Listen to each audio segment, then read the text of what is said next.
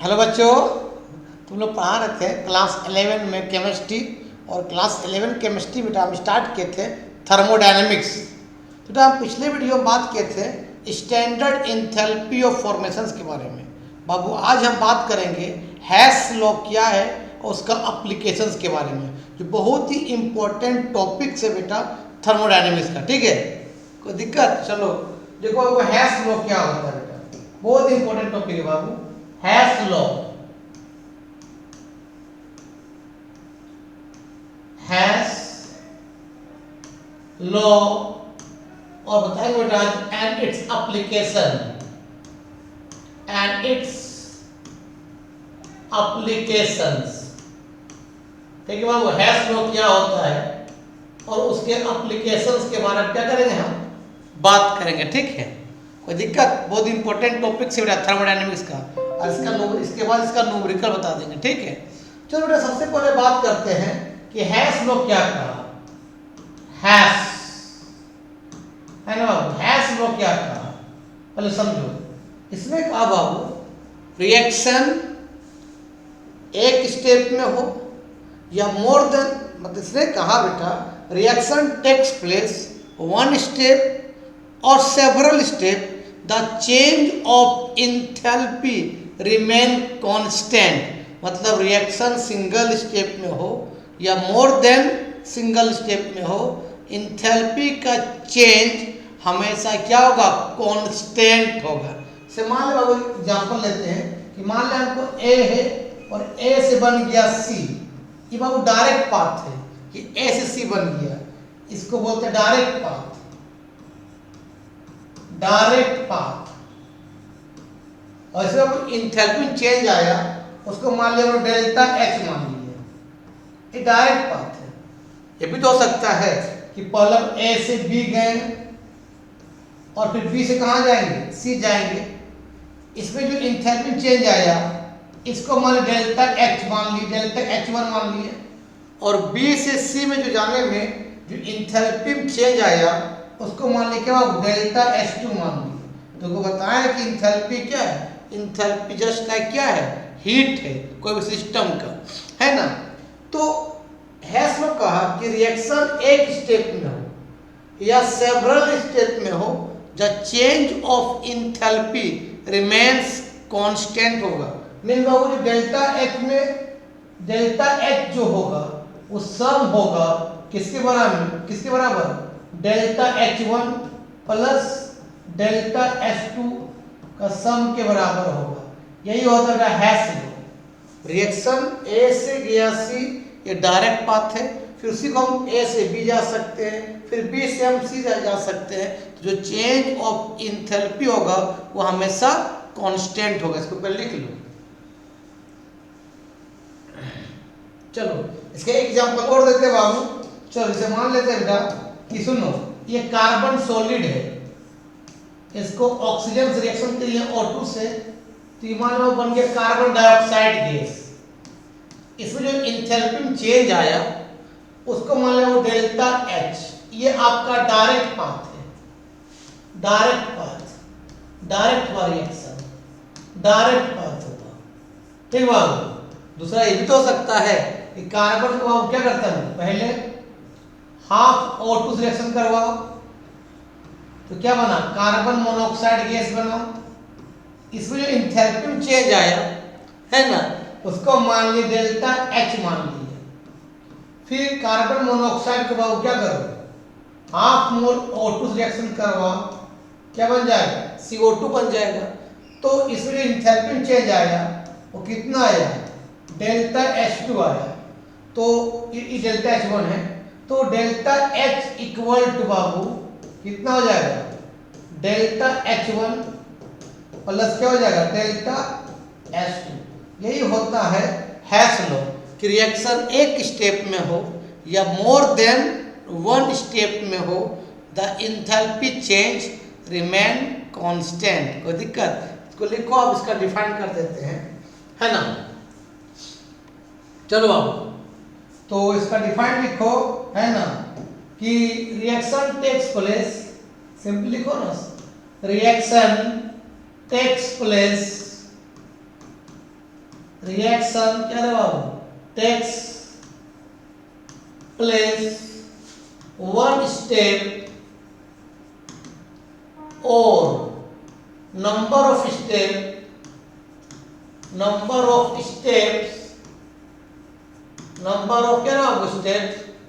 the change of enthalpy remains constant होता है. The change in enthalpy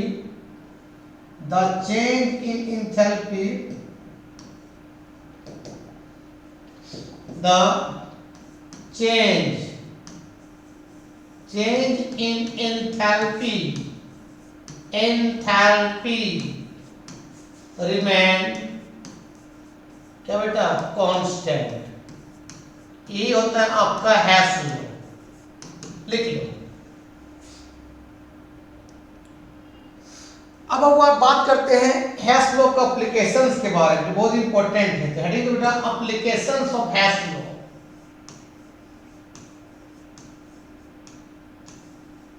application of क्या बाबू, hash law. एक minute. Application of क्या बाबू, hash law. Hash law इसका क्या एप्लीकेशन, सुनो बेटा. हम direct change of enthalpy methane का है ना, मिथाइल अल्कोहल का, कार्बन मोनोऑक्साइड का, बेंजीन का, NaCl का निकाल नहीं सकते.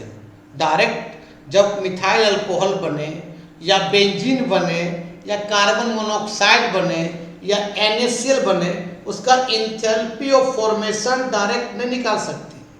ठीक है, हम इंथैल्पी ऑफ फॉर्मेशन इसका निकालते हैं indirect method by use of hash law. ध्यान देना बेटा, हमने क्या बताया कि the change of the simply लिखो ना, द इंथैल्पी फॉर्मेशन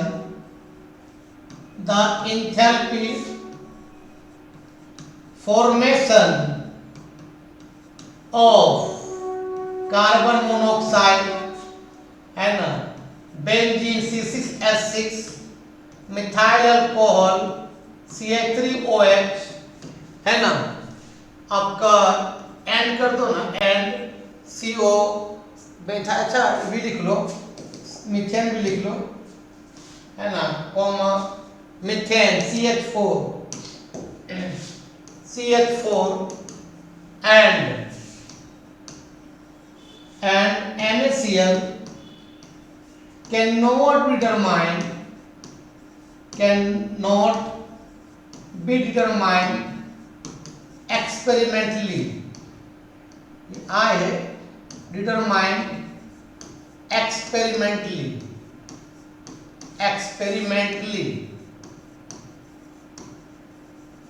हम इंथैल्पी ऑफ फॉर्मेशन मीथेन का, कार्बन मोनोऑक्साइड का, बेंजीन का, मिथाइल अल्कोहल का, NaCl का डायरेक्टली निकाल नहीं सकते हैं. बट है ना, बट है ना, but enthalpy of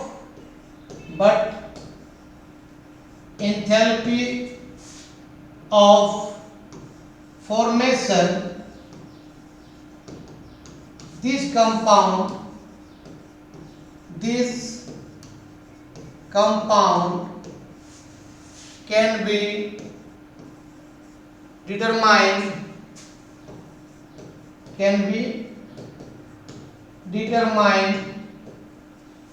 indirect method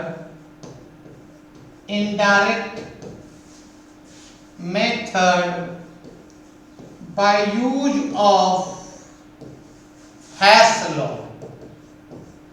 by use of क्या बेटा, हैश लॉ.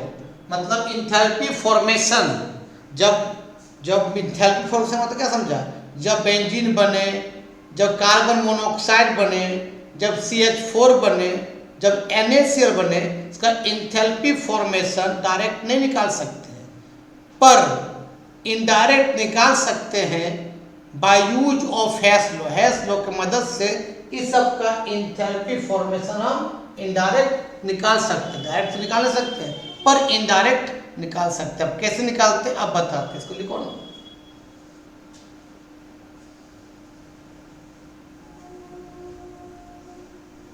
चलो सुनो रे बुआ कैसे निकाले, सुनो जैसे बाबू, सुनो बाबू, जैसे मान लेते बाबू ये कार्बन सॉलिड, ध्यान देना, जब इसको ऑक्सीजन से रिएक्शन किए और ये बन गया CO2 गैस, उसमें इंथैल्पी फॉर्मेशन, जो इंथैल्पी में चेंज आएगा, इंथैल्पी फॉर्मेशन H0 लिखते हैं, इंथैल्पी फॉर्मेशन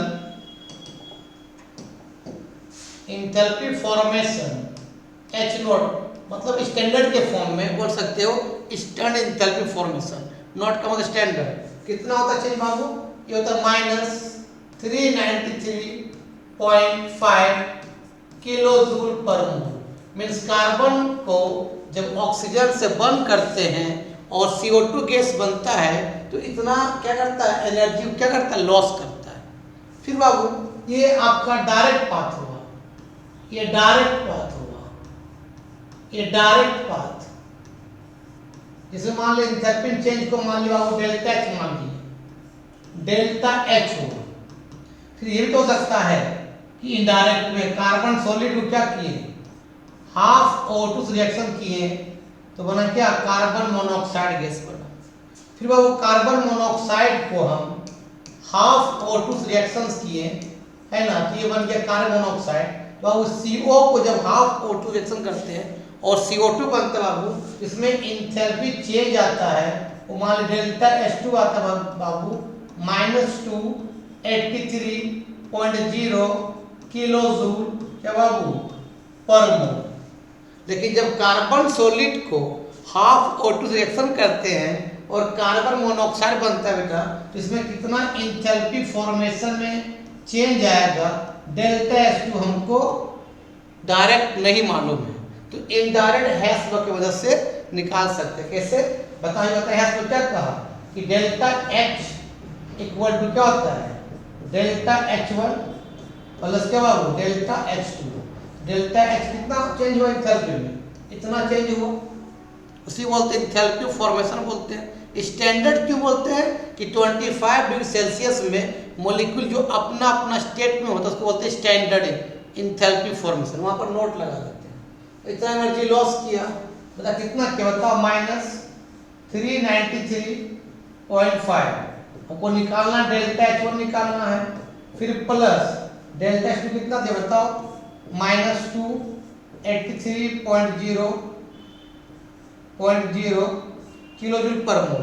तो प्लस माइनस क्या हो जाएगा, माइनस हो जाएगा, तो सॉल्व कर दो, -393.5 इक्वल टू डेल्टा H1, ये प्लस माइनस क्या हो जाएगा, -393.0 किलो जूल क्या बाबू पर मोल होता है, किलो जूल पर मोल होगा, है ना। ये माइनस इधर आ जाएगा तो क्या हो जाएगा, प्लस हो जाएगा, तो माइनस बाबू कितना 393.5 प्लस 3 आपका 3 नहीं 283 है बाबू, एक मिनट 283 है बेटा यहाँ पर, है ना। देखो ना प्लस माइनस क्या हो जाएगा, माइनस कितना हो जाएगा 283.0 किलो जूल क्या हो जाएगा पर मोल होगा, तो यहाँ माइनस आया क्या हो जाएगा, प्लस हो जाएगा, तो यहाँ पर 3 नहीं होगा 2 होगा, है ना। क्या बताओ, प्लस 283.0 क्या हो जाएगा किलो जूल पर मोल इक्वल टू कितना हो जाएगा बाबू, डेल्टा कितना हो जाएगा H1 हो जाएगा, है ना।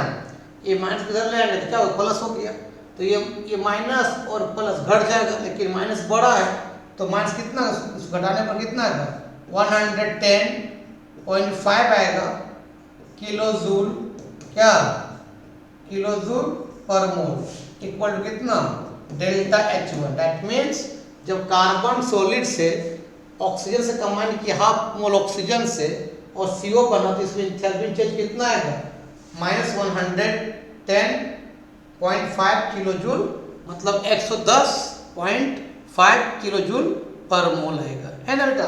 तो हम लोग बताए ना कि जब आपका कार्बन मोनोऑक्साइड बने या आपका बेंजीन बने या NaCl बने या मिथाइल अल्कोहल बने, उसका एंथैल्पी फॉर्मेशन डायरेक्ट नहीं निकाल सकते हैं, पर हैश लॉ के मदद से उस एंथैल्पी फॉर्मेशन को हम निकाल सकते हैं। तो निकाल के दिखा दे किसका, कार्बन मोनोऑक्साइड का, लिख लो।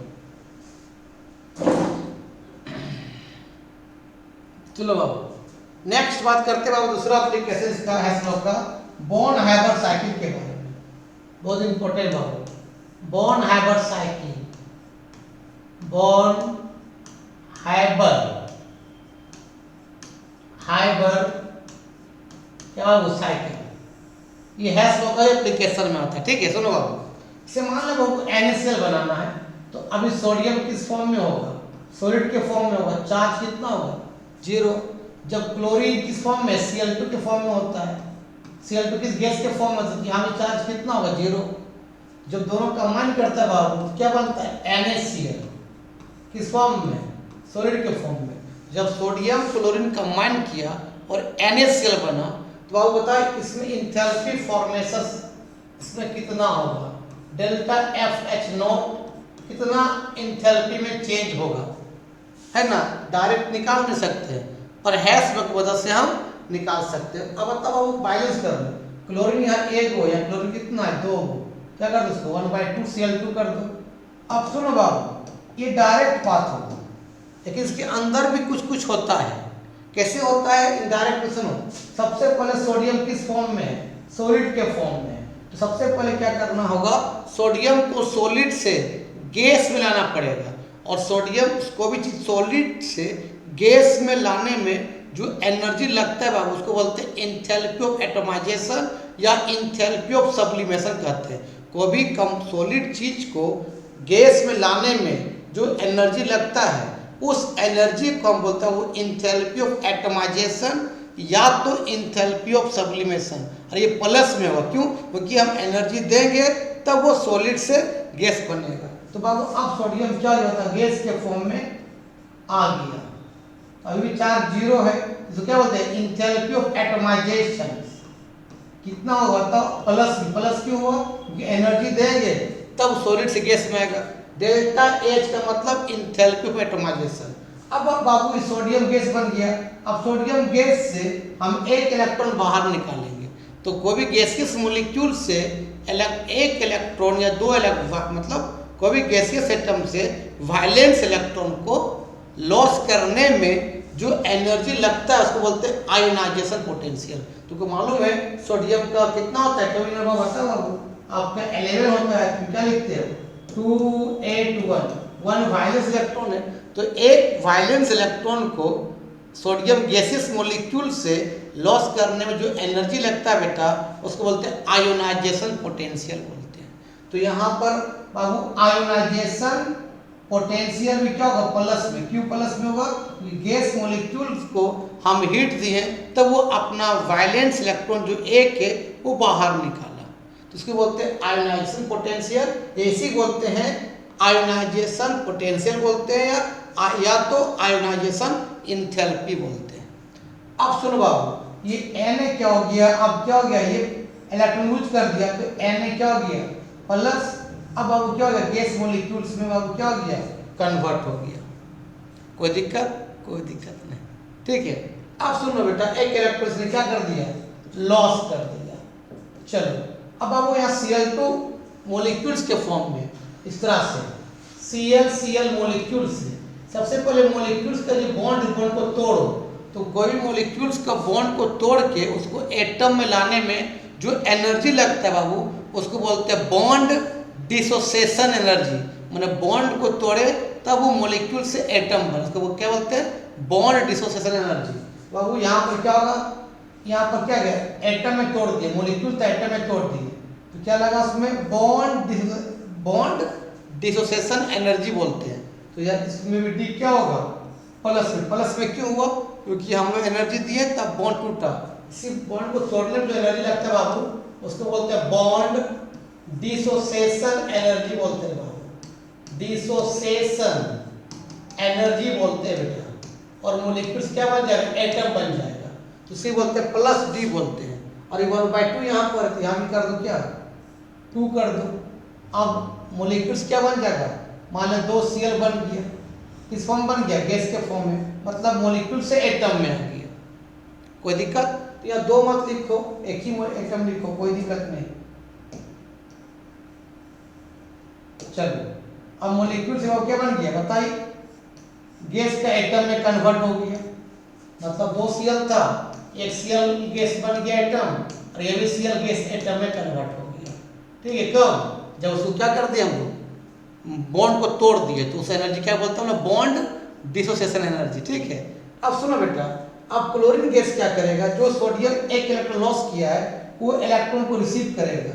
और कोई भी बाबू गैसियस मॉलिक्यूल्स जब एक इलेक्ट्रॉन को ऐड करने से, जो एक इलेक्ट्रॉन को ऐड करने से बाबू वो एनर्जी लॉस करता है, और उसको बोलते हैं वो इलेक्ट्रॉन एफिनिटी बोलते हैं। कि कोई भी गैसियस एटम पर अगर एक्स्ट्रा एक इलेक्ट्रॉन को क्या करेंगे, ऐड करेंगे, तो गैसियस एटम क्या करता है, एनर्जी क्या करता है, लॉस करता है, और उसी बोलते हैं इलेक्ट्रॉन एफिनिटी बोलते हैं बाबू।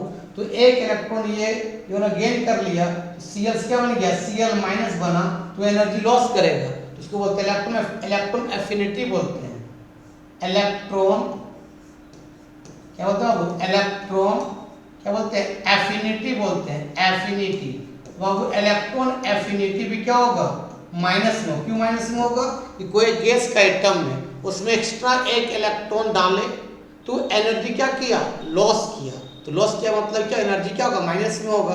उसी को बोलते हैं इलेक्ट्रॉन एफिनिटी। कि कोई गैसियस एटम में एक्स्ट्रा एक इलेक्ट्रॉन को ऐड करने से जो एनर्जी रिलीज करता है उसको बोलते हैं इलेक्ट्रॉन एफिनिटी बोलते हैं। वो किस में आ गया, माइनस में आ गया। अब सुनो बाबू, अब तो हो गया। अब सुनो, ये Na+Cl- हुआ, अभी Na प्लस और Cl माइनस आपस में बाबू कंबाइन करेगा, और बेटा कंबाइन करके वो एक मोल क्या बनाएगा, NaCl बनाएगा। उसमें जो एनर्जी चेंज होता है बाबू, तो उसको बोलते हैं लैटिस एनर्जी। जब दो आयन्स प्लस और माइनस कंबाइन करके एक मोल बनाए प्रोडक्ट, उसमें जो एनर्जी चेंज होता है उसको बोलते हैं बाबू लैटिस एनर्जी बोलते हैं। तो इसको क्या बोलेंगे, लैटिस एनर्जी बोलेंगे। क्या बोले बेटा, लैटिस एनर्जी। और बाबू लैटिस एनर्जी भी किसमें होगा, माइनस में। क्यों, कि दो आयन कंबाइन करेगा, एक मोल बनाएगा प्रोडक्ट, और ये एनर्जी क्या कर रहा है, लॉस कर रहा है, तो वहाँ क्या होगा, माइनस। तो ये हो गया बाबू डायरेक्ट पाथ, ये वाला। और ये सब तरह क्या, इनडायरेक्ट पाथ। तो डायरेक्ट पार्ट जो होगा इनडायरेक्ट का क्या होगा, सम के बराबर होगा। यही होता है क्या, हेस लॉ का एप्लीकेशन होता है। इसको पहले लिखो ना,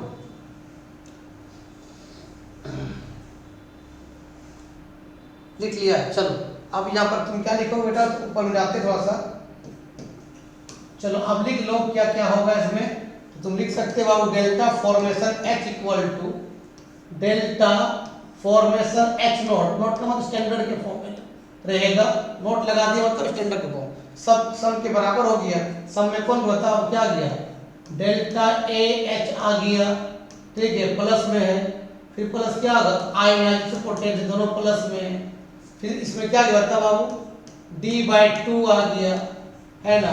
फिर माइनस क्या हो गया, इलेक्ट्रॉन एफिनिटी आ गया, मतलब माइनस क्या, E का मतलब इलेक्ट्रॉन, और AFF का मतलब क्या, एफिनिटी, माइनस क्या गया, लैटिस एनर्जी।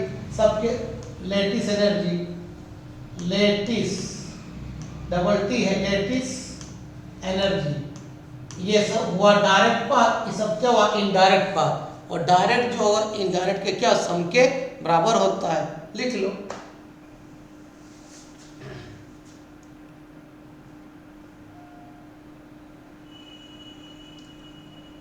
चलो बेटा अब इसको मिटाते हैं, ये सब को मिटाते हैं रे बाबू। अब कौन कौन क्या है उसको बता भी देते हैं, ताकि तुम लोग को प्रॉब्लम नहीं होगा। चलो तो लिखो बाबू, आपका डेल्टा AH जो है इसको बोलते हैं एंथैल्पी ऑफ एटमाइजेशन बोलते हैं। एंथैल्पी ऑफ एटमाइजेशन बोलते हैं। एटमाइजेशन कि क्या होता है, सॉलिड से गैस लाने में जो एनर्जी लगता है उसे बोलते हैं एंथैल्पी ऑफ एटमाइजेशन बोलते हैं। और वो आईपी का मतलब होता है आयोनाइजेशन पोटेंशियल। आयोनाइजेशन पोटेंशियल होता है। आयोनाइजेशन पोटेंशियल क्या होता है बताओ? कि कोई भी गैसियस एटम से वैलेंस इलेक्ट्रॉन को लॉस करने में जो एनर्जी लगता है उसको बोलते हैं आयोनाइजेशन पोटेंशियल।